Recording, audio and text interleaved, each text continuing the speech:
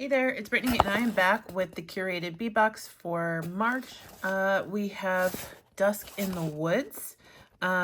If you are interested, they have all of the items listed on the box, and then they have codes if they have it in their sister store, dollarbead.com, and this also comes with a finding starter kit. So let's jump in and see what's in this month's box. We have 10mm orange apple green crackle frosted duo bead, 6-inch string. These are kind of matte too. That's really cool. 8mm green orange duo style glass bead, 10.5-inch string. 6mm fern jade style glass bead, 16-inch string. 14mm milky white crystal glass bead mix, 6 beads. These are cool. Like little chandelier crystals. 20 by 12mm drop milky white matte glass beads, 6 beads. These are really cool. I like those. They feel like almost like the same texture as African French cross beads. That's what those feel like. They don't look like them, but they feel like them. Approximately 1 ounce, 8 by 4mm aqua peanut glass beads. That's interesting. 34 by 26mm owl rhinestone silver pendant. Super cute, very colorful. 18mm crystal faceted glass bead, 2 beads. These also remind me of something you'd see on a chandelier. They're huge. I did make a necklace in the past with a bigger one of these that was almost like a champagne color. Those are neat. 14mm luster electric plated glass bead mix, 6 beads. Oh, they're not the same shape. Like this one's bigger than these, and that one's faceted. That's interesting. Approximately 1 ounce of 4mm by 8mm orange peanut glass beads. These are cool. And then we have 3 sets of silver flower metal spacer beads. One has 15 beads, one has 20, and one has 20. So I'm guessing these are the 4mm. And then we have 6mm. Super cute. And then the findings kit this month is silver. I'm gonna take a look through everything and we'll come up with a project. Okay, I'm back with a project. I will say this one was hard for me. This was not my favorite box. Once I started going through the items, I just had a really tough time coming up with something. So when all else fails, I just go with a stringing project. And I always want to make something that I like. I'm not going to just force it. So I am using some things from the box, but you've seen me use things from my stash. And I rarely, when I'm making jewelry for myself, set out to make an item just from a bead box. Sometimes I do, sometimes I don't, but most of the time, if it's something I want to wear, I'm going to incorporate something from my stash, and I definitely encourage you to do so. So I'm going to use this strand from the box. I'm going to use this strand from the box. I'm going to use some of these spacers. I did get a pendant out from my own stash. This is actually like an earring pendant. There are 2 of them on the card that I had. And then I got some of my own crystals and some of my own spacers. So we're just going to make a cute, quick necklace. I'm going to use some stringing wire, 19 strand from Beaded. I'm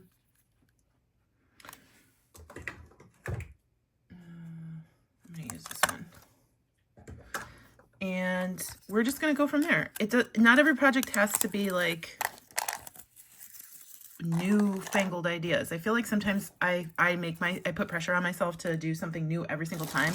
And that's when jewelry just becomes not fun. So I want a fun necklace, and I'm going to wear this because I freaking love how cute these beads are with this pendant. And we know I love turquoise. So I'm going to open these up.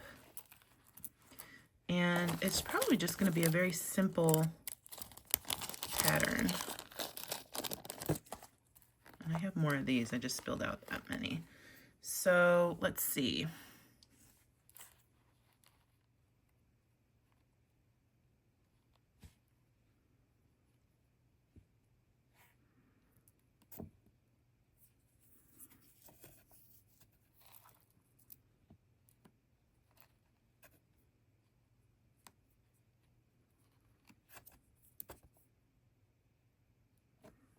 Okay, I think I'm gonna do the 3 in the middle, then the crystal, then a flower, then a crystal, and then I'll repeat with the 3. Starting at the pendant, I always start in the middle for some reason. I'm gonna start with 3 crystals on either side of our pendant. Actually, I'm just gonna start with 2 crystals on either side.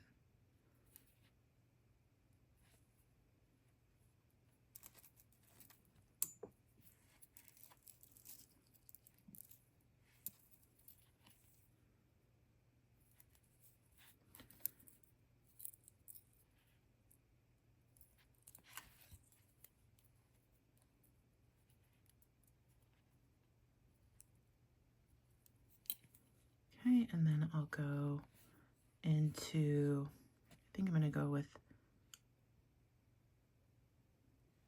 a flower, crystal, and then my 3 crackle beads.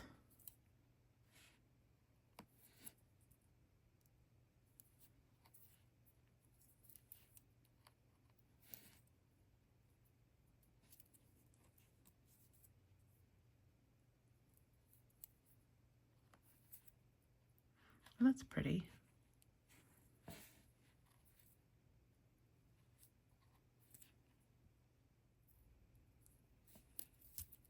Okay, so here's what it's going to look like. I'm just going to go ahead and string the rest of it, and I'll be right back. Okay, I have everything strung, and I just did 6 of the crystals at the back to get it to be the length I wanted it to be. I have enough left over for earrings if I wanted to make them. And I am going to crimp onto my clasp and my jump ring here. I just want to make sure which side is which. Okay.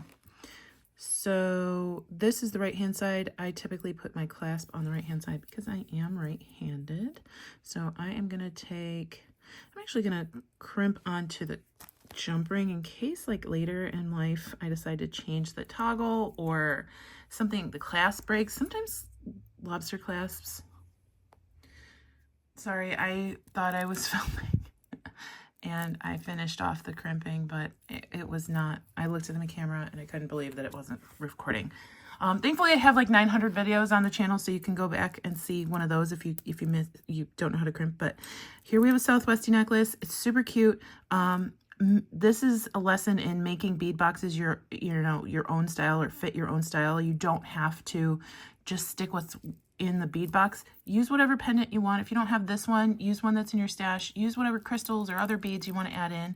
And then I added in these green and orange beads that I typically wouldn't use if I didn't have a challenge of using a box, but I think they look great on here, and the flowers give it that little Southwestern style as well. So thank you so much for watching. Sorry for the glitch that the rest of the crimping wasn't in, but like I said, there are tons of other videos, even other curated bead box videos that have crimping in them. If you're interested in subscribing to Curated Bead Box, use coupon code TURQST35 at the link in the description of this video. That is an affiliate code, and you'll get 35% off your first box. Thanks so much for watching. I hope you enjoyed it, and stay tuned for Goldie. She's super cute. Bye-bye.